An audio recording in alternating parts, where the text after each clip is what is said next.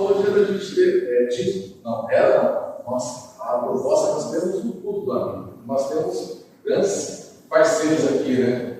Irmãos, amigos de jornada. Isso é bom, né? Graças a Deus. Algumas pessoas avisaram que não poderiam vir, e de última hora, mas no tudo nós estamos aqui para adorar e louvar o Senhor. E eu gostaria de compartilhar um texto com você. Bem, lá. Esqueceu, pode, amor. As crianças. As crianças podem ir para a salinha da tia Flávia.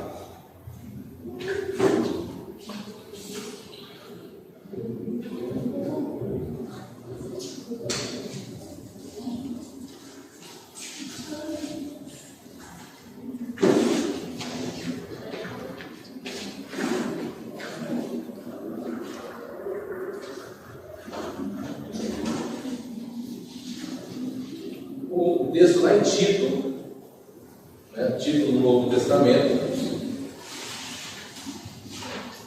antes de Hebreus, antes de Filemão, e Tito no capítulo 1.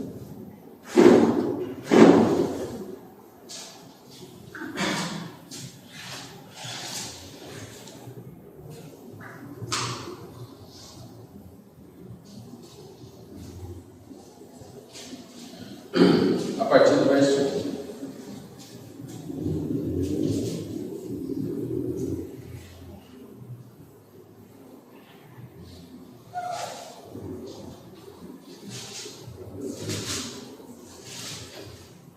Essa carta de Tito, ela não se enquadra nas cartas prisionais de Paulo, porque Paulo ainda não tinha ido para Roma, mas a prece já está indo em direção a Roma. Era o desejo dele se encontrar com Roma, com os romanos, mas ele mal sabia que Deus tinha reservado para ele, não era do jeito que ele queria, estar nas sinagogas livremente, mas ele estaria em Roma aprisionado, né, preso, como prisioneiro. Mas até então Paulo estava nessa jornada, e na região da Grécia, da Macedônia, e ele chega nessa região de Creta. Mas aqui o texto do capítulo 1 de Tito vai dizer assim: Paulo, servo de Deus e apóstolo de Jesus Cristo, para promover a fé que é dos eleitos de Deus e o pleno conhecimento da verdade segundo a piedade. Então, o capítulo 1 de Tito, ele vai nos mostrar um propósito. Paulo, ele se apresenta como servo de Deus, né? O apóstolo Paulo, alguém que foi reservado por Deus para sentir as dores do ministério, naquilo que é a propagação do Evangelho aos gentios. Quem eram os gentios? Aqueles que não eram judeus. Todos aqueles que não eram judeus eram chamados de gentios. Como nós, que não somos de nacionalidade judaica de Israel, nós somos chamados de gentios, que somos considerados, como texto de Romanos, enxertos da figueira brava. Nós somos enxertados dentro do propósito de Deus, aquilo que é o contexto da salvação. E aí Paulo está se dizendo isso. Paulo era esse cara que Deus reservou para desenvolver esse ministério, para alcançar essas pessoas e apresentar a graça de Deus, o amor de Deus, não só para os israelitas, os judeus, mas para todos os povos, línguas e nações. Esse é o propósito. E aí ele vai se apresentando, e aqui ele faz a apresentação dizendo: eu sou servo de Deus, né? E eu tenho um objetivo, que é promover a fé que é dos eleitos. E aqui a gente descobre uma fala de Paulo, que ele apresenta a fé que é dos eleitos. Quem são os eleitos? Os eleitos é todo aquele que professa o nome de Jesus, com o seu coração ele crê e com sua boca confessa. Amém? Amém. Esses são os eleitos de Deus. Porque aprove Deus escolher a cada um daqueles que vão se achegar até Ele, né? A Bíblia vai falar assim: buscai ao Senhor enquanto se pode achar, buscai enquanto Ele está perto. Então o Senhor se deixa conhecer, o Senhor se apresenta, e todo aquele que se aproxima de Deus é considerado pelas Escrituras como um eleito de Deus. Ele elegeu você para ter o quê? Fé. E a gente descobre no texto, no original grego, vai apresentar que a fé, esse contexto de fé, ele é bem diferente de crença. Porque qualquer outra religião, até pagã da época, né, até as religiões da época, ela vai ter uma crença. Mas o tipo de fé que é aquela fé direcionada a acreditar em Deus, depositar em Deus toda esperança, toda confiança, é Deus que nos dá. Isso é dom de Deus, isso é presente de Deus. Então o que acontece? Quando Paulo vai se apresentando, ele vai dizer assim: eu vim para promover a fé que é dos eleitos, a fé que é do povo de Deus. Esse é o meu propósito de vida. Então ele já apresenta o propósito de vida dele aqui na carta de Tito. E ele vai dizendo assim: olha, eu venho para promover a fé que é dos eleitos e o pleno conhecimento da verdade segundo a piedade. Então eu venho promover a fé e o conhecimento da verdade. E aí eu olho para essa situação e a gente tem uma fala que é única no contexto histórico. Quando você vai olhar, estudar as religiões passadas, a população, o povo antigo, o mundo antigo, até mesmo do Oriente Próximo, você vai ver que é um povo muito devoto e apegado, né, na religiosidade. Então há fé no coração deles. Mas aí a Bíblia vai escrever para nós que essa fé é uma crença, é diferente. É uma crença. É como aquele texto de João capítulo 5, lá em João capítulo 5, fala que Jesus foi até o poço de Betesda. E lá tinha um paralítico há 38 anos no poço, e eles acreditavam que naquele poço descia um anjo, chacoalhava a água, e todo aquele que caísse primeiro na água era curado. Não há nenhum relato histórico, né? Nem pelos historiadores da época, como Flávio José, como Irineu de Cesareia, que são contemporâneos da época e historiadores, nenhum deles descreve que houve algum tipo de cura a partir disso. Isso era centenário, essa tradição, já havia muitos anos. Mas cientificamente, eles descobriram que aquilo era uma questão vulcânica que borbulhava a água, e eles acreditavam que era um anjo que descia, e no borbulhar da água ele era o balançado do anjo. E eles acreditavam naquilo. Era uma crença. Era uma crença. Mas a fé é diferente desse propósito. Se Jesus chegar lá para curar aquele deficiente, porque ele estava depositando toda uma esperança numa superstição que não existia. Então o que acontece? As pessoas, elas depositam crença em muitas coisas que não existem e que não vai trazer nenhum benefício espiritual para ela. Mas aí o Paulo está dizendo: eu vim para promover a fé que é dos eleitos. Por que é dos eleitos? Porque Deus quis dar para nós. Deus quis dar para cada um que se aproxima dele. Então toda vez que eu me direciono a Deus, é que Deus me chamou e Deus me presenteou, como diz Efésios capítulo 2, que não é, né, por obras para que nem se gloriem, né, mas somos salvos pela graça. Isso é mediante a fé, que é dom de Deus. É dom de Deus. Deus nos deu. Então essa é a fé. E o que é fé? É aquilo que eu não vejo, mas eu acredito. E eu espero. Eu espero como eu não vejo, mas eu acredito. A gente não vê o ar, mas a gente acredita, porque a gente respira. Então Deus é a mesma coisa, a gente tem experiências com Ele. A gente não vê, a gente não apalpa, mas a gente se sente abraçado, a gente se sente confortado. Da mesma forma que eu respiro e sinto o ar, eu posso sentir a Deus. E como é que eu faço isso? Pela fé. Amém? São presentes de Deus. E Paulo veio para promover a fé dos eleitos, né? E também e levá-los ao pleno conhecimento da verdade. E aí, no versículo 5, ele vai dizer assim: por essa causa te deixei. Quem? Te deixou quem? Tito. Te deixei em Creta, para que pusesses em ordem as coisas restantes. Então, Creta era uma cidade onde a igreja estava passando por um momento muito complicado, por causa pelo pensamento helenizado, pensamento grego, da cultura grega, da cultura helenizada. Então era uma mistura de crença havia um sincretismo religioso muito forte. Então Creta, ela estava vivendo esse peso, além do peso da helenização, havia o peso do judaizante. E quem era o judaizante? Eram aqueles que acreditavam em Jesus, entendiam a graça, mas não desvinculavam, não deixavam de lado os rudimentos da lei, que era a circuncisão, que eram essas coisas que praticavam antes da velha aliança. Mas eles não queriam abandonar essas coisas e não tinha como, né? Porque a partir do momento da nova aliança tem que abandonar as práticas da velha aliança. Então, esses eram os judaizantes. Então havia um conflito e Paulo chega naquele lugar, olha para aquela situação e ele fala para Tito: olha, companheiro de viagem, eu vou deixar você em Creta, certo? Para você cuidar das coisas, pôr em ordem as coisas restantes. Mas como é que eu vou pôr em ordem, Paulo, as coisas restantes? Promovendo as fé dos eleitos e levando eles ao pleno conhecimento da verdade. Amém? Ao pleno conhecimento da verdade.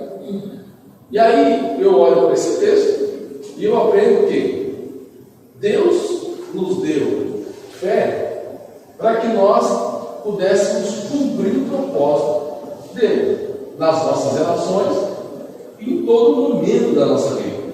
Se você olhar o texto de Marcos 2 vai mostrar que Jesus estava lá em Cafarnaum. Jesus tinha voltado para Cafarnaum.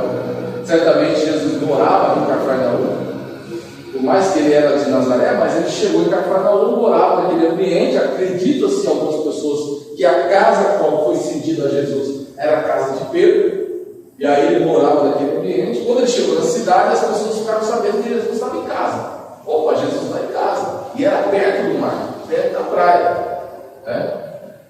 Tem até gente na internet que fala assim que Jesus era rico, né? Jesus tinha até casa de praia. Mas assim, Jesus estava ali naquele ambiente. Mas a Bíblia vai falar que as pessoas ficaram ouvindo que Jesus estava lá e começaram a ir para aquele lugar para ter um encontro para Jesus, para ouvir de Jesus. Porque certamente Jesus era aquele que promovia os seus eleitos e levava cada um ao pleno conhecimento da verdade, para que todo mundo pudesse organizar o quê? As coisas restantes. Então esse era o propósito. E se você olhar para a nossa vida, é isso que Jesus fez conosco. Ele promoveu a nossa fé, né? Nos levando ao pleno conhecimento da verdade. A Bíblia fala: conhecereis a verdade e a verdade vos libertará, né? Para que a gente pudesse colocar em ordem o quê? As coisas restantes. O que é as coisas restantes na nossa vida? Todas aquelas práticas que desagradavam o nosso coração, tudo aquilo que a gente fazia, mas nos aprisionava ao invés de nos levar à liberdade. Mas aí, quando nós temos uma relação com Jesus e vamos conhecendo o Evangelho, nós vamos conhecendo essa liberdade que Cristo pode dar a partir da relação com Ele.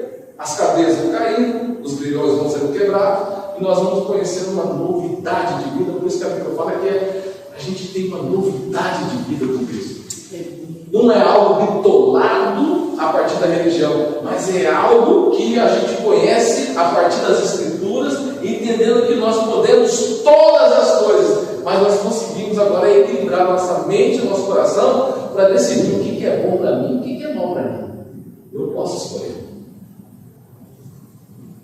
Por isso que Paulo fala assim: eu posso todas as coisas, mas nem tudo me convém. Quem decide o que não me convém? Eu. Porque o Paulo fala assim: aquilo que não pesa a sua consciência, aquilo que não condena você, mas te condena você, fala assim. Então Jesus é esse camarada que levou tanto nós como levava aquelas pessoas, e as pessoas ficaram sabendo de Jesus naquele lugar. E aí, ao texto de Marcos 2 vai falar que 4 homens, 4 amigos. A Bíblia, Marcos, ele faz questão de falar que era 4 amigos. Mateus fala do mesmo texto, mas não se refere a 4 pessoas. Fala, alguns homens levaram um deficiente na cama. Mas Marcos, só Marcos, faz a questão de enunciar 4 amigos. Os 4 amigos pegaram a maca e chegaram naquele ambiente com aquele camarada que necessitava de socorro, de ajuda, de esperança, porque ele não andava. Mas eles acreditaram, Jesus está em casa? Opa, vamos lá, porque nós precisamos promover a fé desse camarada e levá-lo ao pleno conhecimento da verdade, para que ele possa cuidar das coisas restantes da vida dele. Possa pôr em prática, olhar para frente, olhar para a vida. Tem coisa aí, tem vida para frente. Então o que a Bíblia vai falar? Que eles pegam aquele camarada e levam até a casa de Jesus, e quando chega na casa de Jesus, tem gente pela janela, tem gente na porta, tem gente para todo lado, não tem como entrar com aquele cara. Como é que eu vou fazer isso? Aí você olha para aquele texto e faz jus à palavra de Marcos, quando diz 4 amigos. Porque um amigo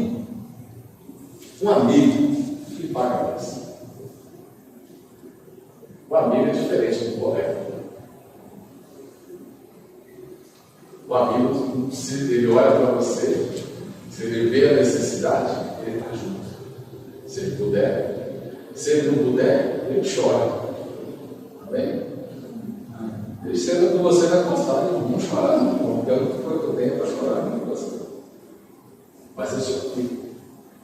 Não vai virar as costas. E aqueles homens não viram a costa para aquele cara. Porque a esperança deles é que ele pudesse ter um encontro com Jesus. Pudesse promover a fé dele e o pleno conhecimento da verdade na vida daquele deficiente, daquela vaca. E tudo que acontece, não dava para a janela, não dava pela porta, não dava para lugar nenhum, muita gente. Eles poderiam desistir, vamos voltar semana que vem, vamos voltar outro dia, vamos voltar amanhã, não tem como, né? Está pesado demais, não tem jeito. Opa, beleza. Como os telhados lá, eles eram uma palha com barro, numa estrutura de carga, e era tudo plano, reto. Então o que eles fizeram? Subiram ao telhado, levantaram a máquina, destelharam o telhado, viram onde Jesus estava e desceram aquela cama onde Jesus estava. Fizeram todo o malabarismo para apresentar para Jesus aquele deficiente. E quando Jesus vê aquela cena, o que Jesus fala? Jesus não olha a fé do deficiente, mas ele olha os amigos dele. Jesus fala assim, Jesus se comove na fé dos amigos, né? Jesus olha para a fé daqueles camaradas, vê a perseverança dele, o desejo de ver o amigo bem, né? E aí fala, os seus pecados estão perdoados. Sabe que é uma coisa interessante, amado? Por isso que a fé que Deus nos dá é impressionante. Porque Jesus, quando fala, os seus pecados são perdoados, porque havia 2 acontecimentos naquela casa. Os 2 acontecimentos eram que um aleijado voltaria a andar. E só Deus pode perdoar pecado. E se havia uma multidão dali de gente, ali havia estudiosos da lei. E Jesus estava dando uma dica para aqueles estudiosos da lei. Quem está aqui nesta casa é o Messias esperado por vocês. Porque só o Messias, a tradição diz, só o Messias pode perdoar pecado, e só o Messias pode voltar ou alguém voltar a andar. Só ele pode fazer essas coisas. Então o que acontece? Jesus estava se apresentando a partir da palavra que eles conheciam, mas a crença impedia de ver. Mas a fé dos 4 amigos não. Olha que interessante. Então nós podemos estar no mesmo ambiente onde nós podemos ter crença em alguma coisa e não perceber a ação nítida de Deus tão presente na nossa vida, como tem outra pessoa que pode estar perto de nós, no mesmo ambiente, na mesma cena, ela pode com fé conseguir ver e perceber coisas que nós não estamos percebendo. Então, os 4 amigos perceberam, destelharam a casa, apresentaram um homem aleijado na presença de Jesus. Mas os fariseus, os escribas, aqueles que eram estudiosos, aqueles que guardavam a lei, aqueles que conheciam a profecia, eles não conseguiram ver que os 4 amigos estavam bem. Mas aqueles 4 amigos, eles insistiram para promover a fé daquele homem e levá-lo ao pleno conhecimento da verdade. O amigo, que amigo dá o melhor presente ao seu amigo. O melhor presente é Jesus. O melhor presente é Jesus. Se nós queremos ser amigo de alguém, amigo do casamento de alguém, amigo da vida do solteiro, amigo da vida do camarada que precisa se organizar financeiramente em vários aspectos da vida, a gente precisa apresentar Jesus para ele. Porque Jesus vai ensinar valores, princípios que a vida não pode ensinar, mas Jesus pode. As escrituras podem. A pessoa vai se transformar numa pessoa melhor. Mas o amigo, ele não só indica, mas ele anda junto. Porque a missão dele é promover a fé do eleito e levá-lo ao pleno conhecimento. Então isso é disciplina. Isso é disciplina. E aí a Bíblia, lá em João capítulo 1, versículo 14, vamos ver lá.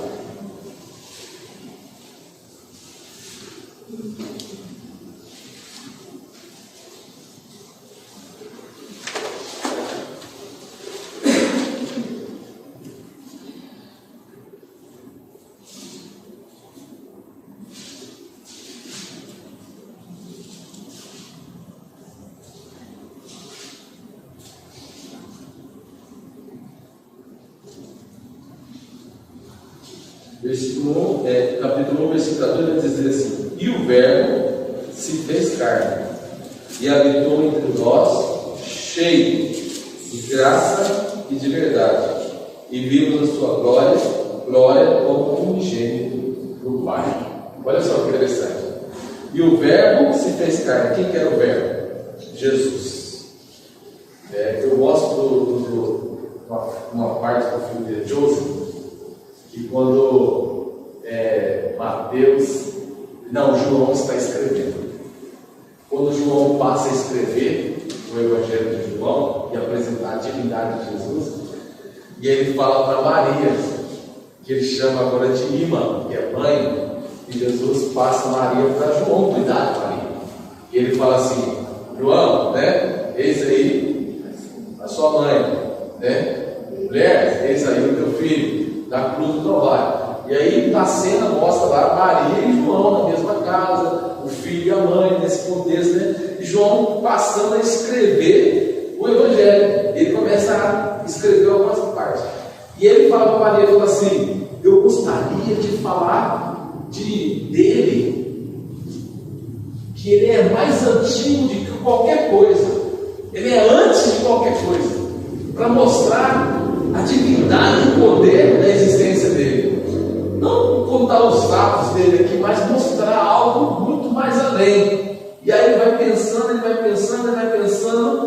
e aí Maria fala assim: ele é o Logos. Ele fala assim, ele dá o site, ele fala assim: o Verbo, o Logos. Porque a tradição judaica, a palavra ela é mais antiga do que qualquer coisa. E aí para a tradução judaica, João diz: o Logos, ele é o Verbo se fez carne, ele vem antes da palavra. Ele é a palavra de Deus que se encarnou no meio de nós. E ele vai dizendo: quem que é esse? Jesus. Então o Verbo se fez carne, Jesus se fez carne. E João vai dizendo isso. Como ele fala que ele, no versículo 5, que ele é a luz que resplandece nas trevas, e ele é a luz entre os homens, Jesus vem trazer essa esperança no meio de nós. Então, como que ele é a carne? E ele veio cheio. E cheio para quê? Para encher tudo aquilo que já estava vazio por causa do pecado. Então, o homem, toda a humanidade estava em trevas e vazio de quê? De graça e de verdade. Então Jesus veio cheio para encher todas as coisas. E ele veio cheio de quê? De graça e verdade, para encher todos com graça e verdade. Aí veja bem, beleza. Se ele me encheu com graça e verdade, então eu estou cheio. Se eu me aproximo de Jesus, eu estou cheio. Então, se eu estou cheio de graça e verdade, aonde que eu estou, no trabalho, no colégio, nos ambientes de relacionamento com os meus amigos, eu tenho uma responsabilidade em Deus. Porque se Ele me encheu de graça e verdade, Ele me encheu de graça e verdade para que eu vá e promova, como Paulo diz, a fé dos eleitos, levando-os ao pleno conhecimento da verdade. Então aí você olha uma lógica das Escrituras dentro dessa construção. Deus vai fazendo movimentos conosco para que a gente possa estar nos ambientes onde que podemos organizar as coisas restantes, promovendo a fé dos eleitos, né? E os levando ao pleno conhecimento da verdade, porque nós estamos cheios da graça e verdade de Deus. Amém. Isso nós estamos cheios. Amém. Graças a Deus. Então quer dizer, se a gente olha para a lógica de Deus, todo o movimento que Deus faz, é Ele que coordena todas as coisas. Então, se Deus nos manda para cá, nos põe para cá, e nos faz assim, assim, assado, não é porque nós somos marionetes na mão de Deus, mas é porque Deus, como enviou Jesus para encher tudo aquilo que estava vazio, mas Jesus agora é notícia no céu, porque Jesus encheu os seus. E se nós somos aqueles que são cheios de Jesus, quando Deus nos movimenta, é porque Deus está vendo que tem coisas restantes que precisam ser organizadas, e porque pega aqueles que estão cheios para promover fé dos eleitos e os levá-los pelo conhecimento da verdade. Então, todo o movimento da sua vida, meu irmão, é para promover a fé dos eleitos e levá-los ao pelo conhecimento da verdade. Amém. Você tem uma responsabilidade, porque você é cheio da graça e da verdade de Deus. Amém. Você para para pensar, isso é sério. Isso é sério. Se nós somos cheios, nós estamos deixando as pessoas de quê? Nós estamos perdendo a oportunidade de levá-las ao pleno conhecimento da verdade. Porque a verdade já está em nós. E aí a gente olha as pessoas dizendo assim: ah, eu me sinto tão capaz. Ah, eu me sinto tão pequeno. Ah, eu danço, né? E a gente deixa de dar um passo de fé. E a gente deixa as coisas da vida encher o nosso coração e fazer com que a gente acredite que a gente é pequeno demais diante das coisas. Mas aquele que veio cheio de graça e verdade, pegou aquele homem que era pequeno, que vivia em trevas e vazio, e o encheu. Para que ele se veja, como o apóstolo Paulo, no capítulo de Tito, quando a gente abriu, ele diz: eu sou servo de Jesus. E o meu propósito é promover a fé dos eleitos. Então ele olha para a vida como alguém que tem propósito de vida, como alguém que olha para a vida e tem algo para a vida. Então eu tenho algo para oferecer. Não importa quem você seja, você tem algo para oferecer para alguém. Porque aquilo que você está cheio, tem gente vazia que precisa que você preencha. E você tem coisas para encher as pessoas, porque você tem graça, você tem verdade, você pode promover a fé das pessoas e levá-las ao pleno conhecimento da verdade. Porque aquele que olhou para você não viu Zé ninguém, viu alguém que ele amou e se entregou por você. Aleluia. Ele se entregou no Calvário por você, porque ele olhou para você e disse: tu és meu. Eu gosto daquele texto quando ele fala assim: olha, tu és meu, eu te chamei no ventre da tua mãe, eu te chamei, eu te gerei. Então o Senhor te escolheu antes mesmo de você ser gerado no ventre da tua mãe. O Senhor te escolheu. Então você não é um Zé Ninguém. Nós não somos alguém por acaso, mas alguém. Deus, o Senhor do universo, nos escolheu, nos elegeu para promover a fé dos eleitos e levá-los ao pleno conhecimento da verdade, porque nós somos cheios de graça e de verdade. Deus é maravilhoso. Deus é maravilhoso. Então, temos a autoridade de Deus, temos graça e verdade para levar os nossos amigos ao pleno conhecimento da verdade. Amém? Que Deus nos ajude fazermos isso, aonde a nossa planta dos pés pisarem, que nós possamos ser arautos de Deus, notícia do reino de Deus, as boas novas do reino para aqueles que vivem na escuridão. Amém? Que Deus nos ajude. Vamos orar?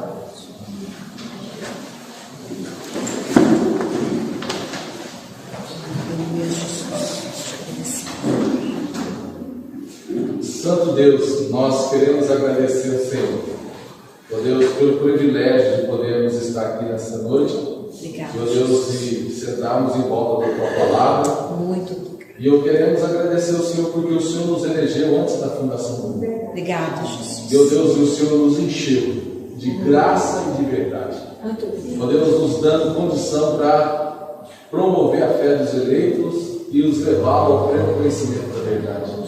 Ó Deus, então não deixe que a vida, as coisas, os afazeres da vida seguem o nosso entendimento e nos roubem essa oportunidade tão rica, ó Deus, de ajudar uns aos outros a chegar ao pleno conhecimento do Senhor e da salvação de Jesus. Amém. Ó Deus, nós te louvamos, ó Deus, pelo privilégio de podermos estar na Tua presença. Obrigada, Pelo Deus. privilégio da fé, pelo privilégio de, ó Deus, deixar toda a nossa esperança no Teu altar e crer, ó Deus, e ter experiência que o Senhor responde às nossas orações, que o Senhor intervém nas causas que nós consideramos como impossíveis, ó Deus, que não são possíveis para o Senhor, mas o Senhor pode fazer infinitamente mais do que tudo aquilo que pedimos ou pensamos, no poder que nós opera. Amém. Então, nessa noite, nós apresentamos todos os nossos convidados, todos aqueles que estão aqui nesta noite. Vai tomando o Senhor, agradecemos ao Senhor pela vida de cada um. Obrigado, Ó Deus, Jesus. sabendo que cada um, ó Deus, é um presente do Senhor, ó Deus, na vida de todos nós. Amém. Ó Deus, que possamos celebrar a vida uns dos outros, a amizade. Ó Deus, a amizade, ela, ó Deus, é algo que o Senhor nos deu, que a Bíblia diz que há amigos mais chegados do que irmão. Ó Deus, que o Senhor nos prepara, Deus, nesse contexto de família, ó Deus, para nos aproximarmos uns dos outros. Então, ó Deus, e celebrarmos o Teu nome em todo o tempo. Nós agradecemos ao Senhor por esse privilégio. Em nome santo de Jesus. Amém. Olha, podem sentar.